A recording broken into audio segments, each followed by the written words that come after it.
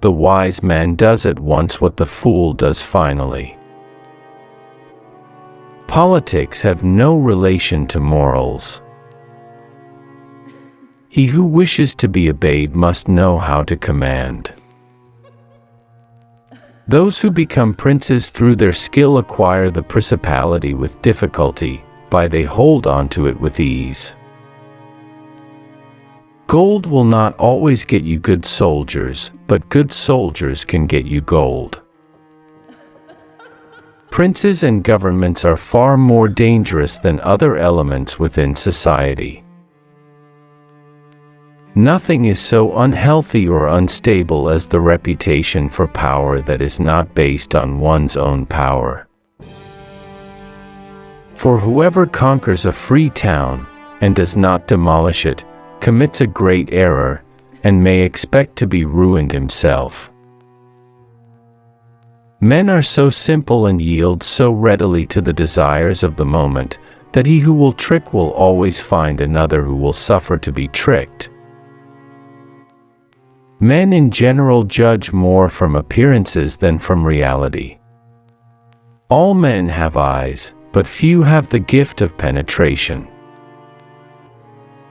Men are so simple and so much inclined to obey immediate needs that a deceiver will never lack victims for his deceptions. It is just as difficult and dangerous to try to free a people that wants to remain servile, as it is to enslave a people that wants to remain free. Men are so simple of mind, and so much dominated by their immediate needs, that a deceitful man will always find plenty who are ready to be deceived. The innovator has for enemies all who have done well under the old, and lukewarm defenders in those who may do well under the new. Because just as good morals, if they are to be maintained, have need of the laws, so the laws, if they are to be observed, have need of good morals. Men rise from one ambition to another. First, they seek to secure themselves against attack, and then they attack others. The distinction between children and adults, while probably useful for some purposes, is at bottom a specious one, I feel. There are only individual egos, crazy for love. There is no surer sign of decay in a country than to see the rights of religion held in contempt. It cannot be called ingenuity to kill one's fellow citizens, to betray friends, to be without faith, without mercy, without religion. By these means one can acquire power but not glory.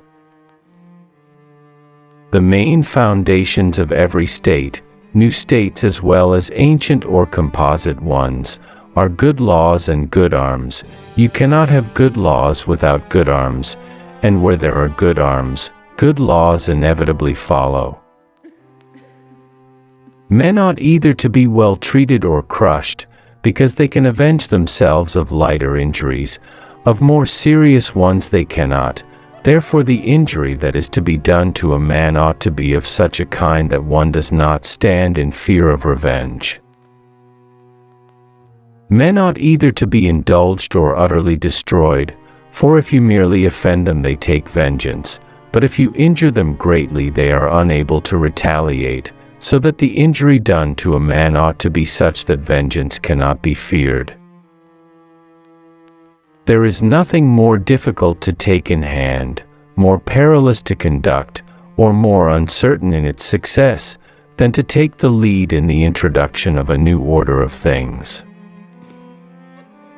A man who wishes to make a profession of goodness in everything, must necessarily come to grief among so many who are not good. Therefore, it is necessary for a prince, who wishes to maintain himself, to learn how not to be good, and to use this knowledge and not use it according to the necessity of the case. We must bear in mind, then, that there is nothing more difficult and dangerous, or more doubtful of success, than an attempt to introduce a new order of things in any state.